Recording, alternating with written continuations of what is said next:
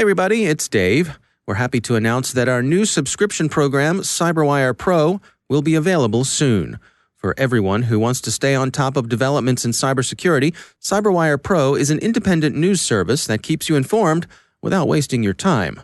This new offer includes such valuable content as exclusive podcasts and newsletters, exclusive webcasts, thousands of expert interviews, and much, much more. As always, you can rely on us to separate the signal from the noise. Sign up to be one of the first in the know about CyberWire Pro at thecyberwire.com/pro. That's thecyberwire.com/pro. Check it out.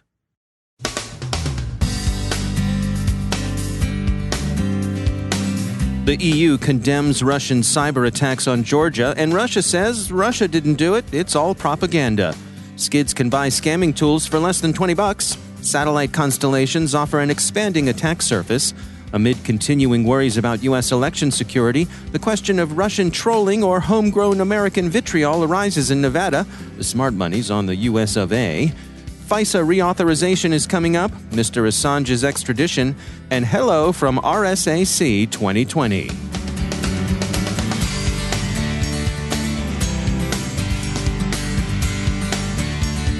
And now, a word from our sponsor, ExtraHop, securing modern enterprises with network detection and response. Security teams today want to say yes to cloud adoption, just like they want to support enterprise IoT and edge computing. But the more complex your architecture, the less you can trust your perimeter to keep threats out. When attackers make it into your environment, you need to be the hunter, not the hunted. ExtraHop helps organizations like Home Depot and Credit Suisse detect threats up to 95% faster, with the context they need to act immediately. Visit them at RSA for a full product demo of threat detection and response for cloud, multi-cloud, and hybrid enterprises, or learn more at extrahop.com/cyber. That's extrahop.com/cyber. And we thank ExtraHop for sponsoring our show.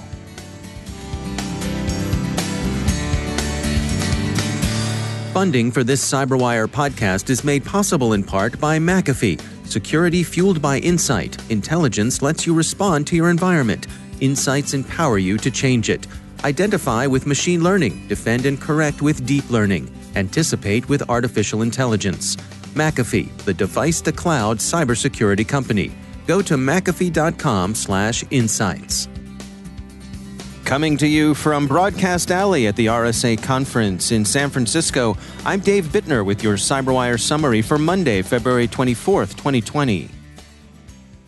The European Union has joined international condemnation of last October's cyber attack on Georgian websites, according to Euros's review. High Representative of the European Union for Foreign Affairs and Security Policy, Josep Borrell, the EU's top diplomat, on Friday said, quote, Georgia was the victim of a targeted cyber attack causing damage to their social and economic infrastructure, end quote. Western intelligence services, notably those of the UK and the US, have attributed the influence campaign to Russia's GRU. Georgia's government has thanked the EU for the expression of solidarity.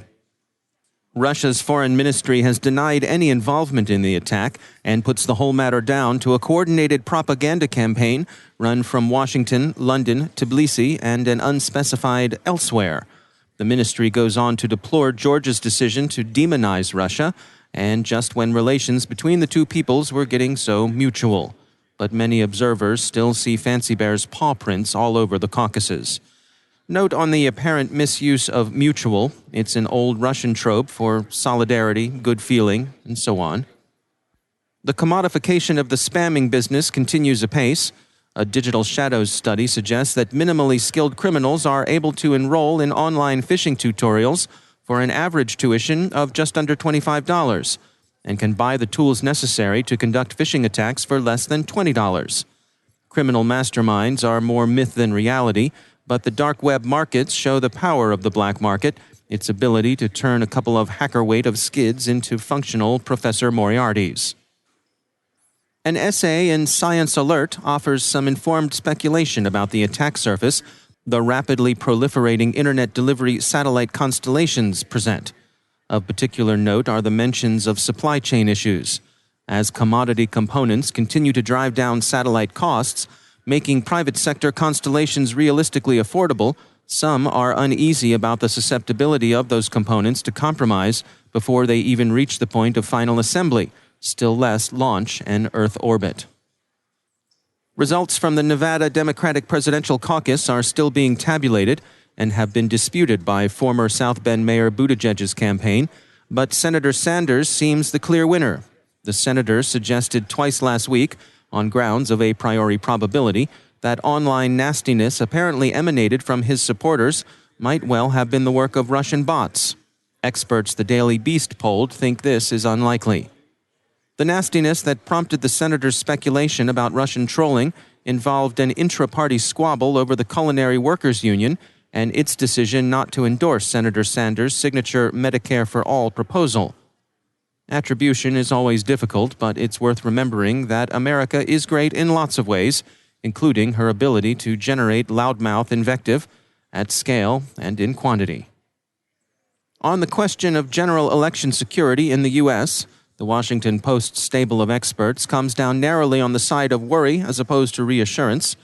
57% of the Post's network doubt that U.S. federal, state, and local election officials will be able to render the 2020 election reasonably secure against manipulation or tampering. The New York Times notes that the Justice Department IG's criticism of 2016's Operation Crossfire Hurricane make it likely that the Foreign Intelligence Surveillance Act will be significantly revised when key provisions expire in mid-March. The Inspector General concluded that the FBI's requests for wiretaps during Crossfire Hurricane were flawed, and that had the Bureau presented what it knew and ought to have known to the FISA court, it's unlikely that it would have received the warrants it eventually did. The team at security firm Checkmarx recently published their latest OWASP API security top 10 list. Erez Yalon is Director of Security Research at Checkmarx. So API stands for Application Programming Interface. It's basically an interface or communication protocol between client and server. And we love APIs. APIs make things simpler for us. So when we talk about API security, what we actually mean is the security of API-based apps, or you can even say modern application security, because there is no modern application without APIs. So regarding this specific project of API security top 10, we started to see here in Checkmarx, where I work, we see a lot of, let's say, mistakes that are happening in code and insecurities in software out there. And together with the migration to modern application from traditional applications, we see the area of vulnerabilities kind of migrating. So we see client devices that are becoming more varied and stronger. So the logic moves from the backend to front end. If in the past we knew that clients would be probably a web browser, now it can be a browser, it can be a mobile device, it can be a smartwatch, a smart car, it can be a bot, it can be some sort of business microservice, it can be a smart toaster, whatever you can think of, someone probably invented it, and it can be the client of your application. So there is no single action happening on a server side and sending a prepared page to the client.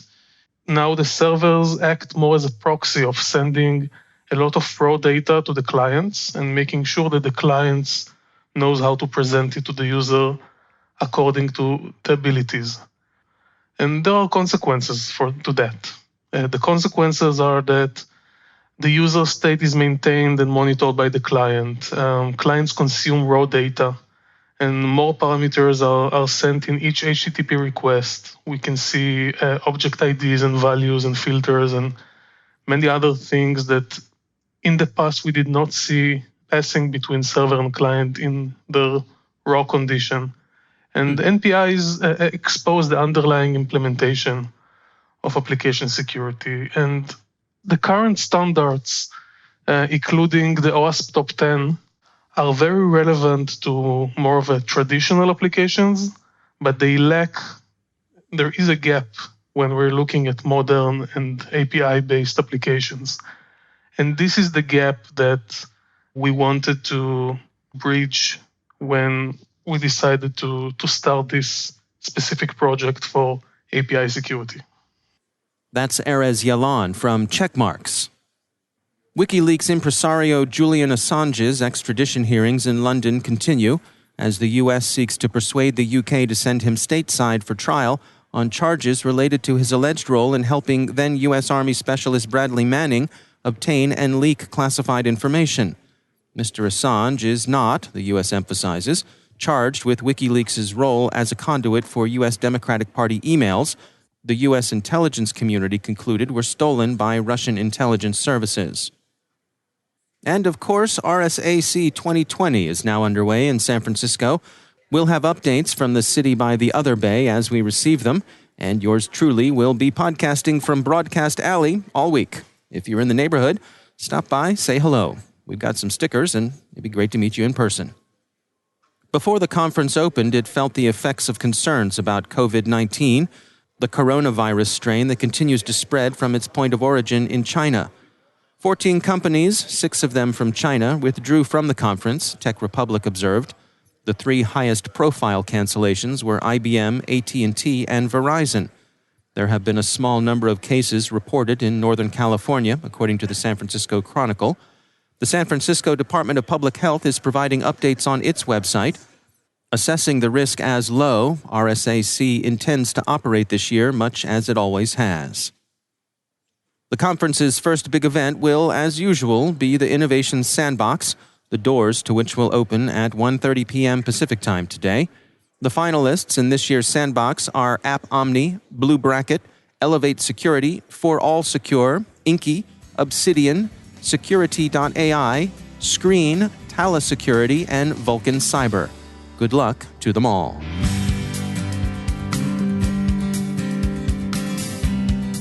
And now, a word from our sponsor, LookingGlass Cyber. Organizations have been playing a dangerous game of cyber Jenga, stacking disparate security tools, point solutions, and boxes one on top of the other, hoping to improve their security posture. This convoluted and overloaded security stack can't hold up in today's micro-segmented, borderless, and distributed networks. As the enterprise network grows, organizations need a flexible protection around their unique network ecosystems. By weaving security into the investments your organization has already made, formerly disjointed tools can communicate with one another to disrupt and distract the adversary without revealing your defenses. With a software-based approach to unifying your security stack, security teams can easily scale their protection to fit their needs. With one integrated software solution requiring no specialty hardware. Meet the Aonic Security Fabric. Learn more at lookingglasscyber.com. That's lookingglasscyber.com. And we thank LookingGlass Cyber for sponsoring our show.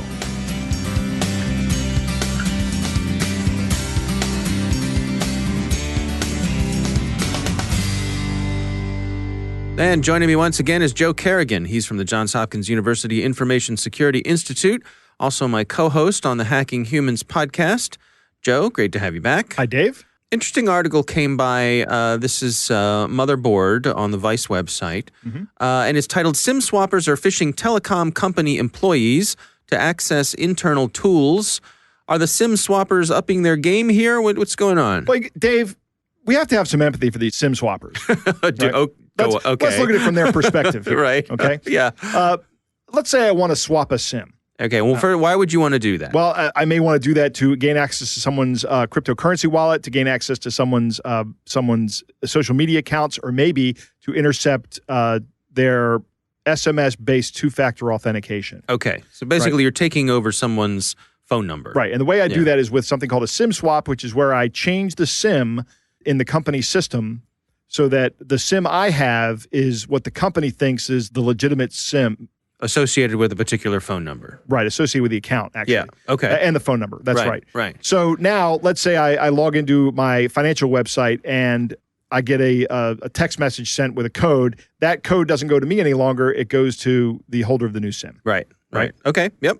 So as a bad guy, I can call the phone company and I can socially engineer my way into someone's account and say, okay, well, I've got a new SIM card.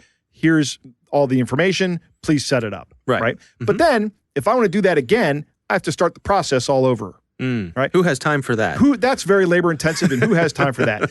So what these guys have realized is that it's much more efficient just to gain direct access to the systems that these telecom providers use.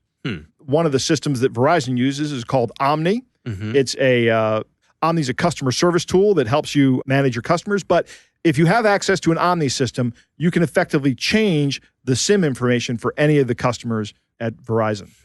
And the access to these systems isn't just, for example, at a Verizon store. Right. So they're third-party providers would have access to this. Third-party providers out there that have access to the system. Right. And that's kind of important for the business, right? Because Verizon may not want to put locations all over the place. They may not want to incur that expense. So they say you can be a Verizon reseller. Right. And we'll give you some cut of whatever revenue and everybody's happy, right? Yeah. It's good. It's good American business. And you need to be able to activate devices. Right. So you need access to the SIM information. Correct. And you may need to help customers when they come in and they've lost their phone and you need to give them a new phone or a new SIM. Yep.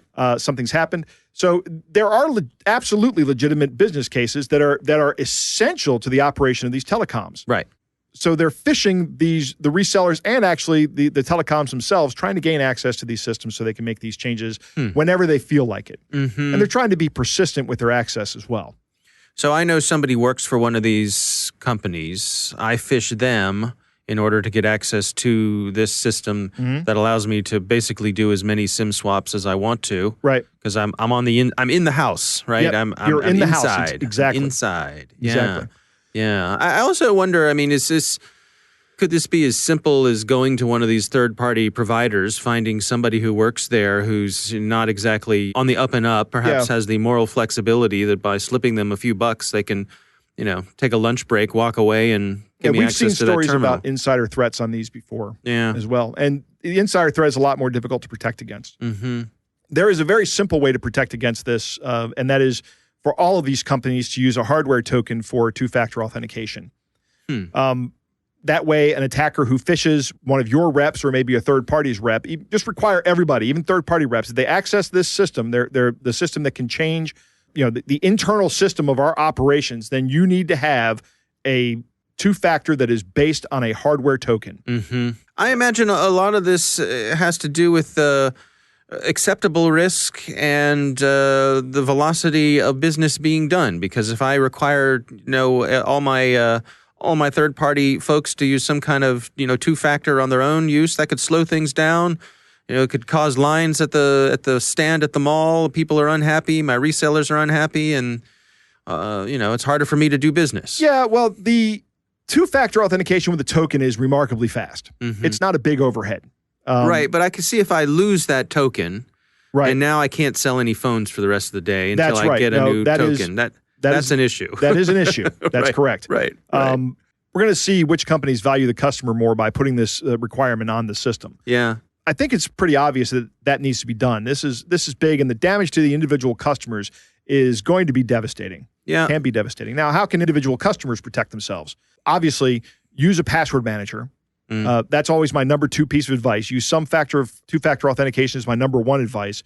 But my number 2 advice is use a password manager so that you have complex and different passwords for everything. If one of your accounts does get compromised, it's not going to be a huge problem that spreads for you. Also, use a two-factor authentication on all your accounts and try to make that either a software token or a physical key. Yeah. Well, in this article, they point out that a spokesperson from Verizon said in an email, they said, "We're aware of recent fraud campaigns that target some employees and others using social engineering. Verizon is fully engaged in these issues. We're continually working to improve our security controls and are implementing enhancements in response to activities like this." Yeah. Verizon generally does a good job with security. Yeah. They're a security leader in the telecom industry. They actually publish a report that is one of the leading reports. So when Verizon says we're on it, I kind of think they're on it. Yeah, give them the benefit of the doubt. Yeah, I do. Yeah. All right. Well, it's interesting development here. Joe Carrigan, thanks for joining us. My pleasure.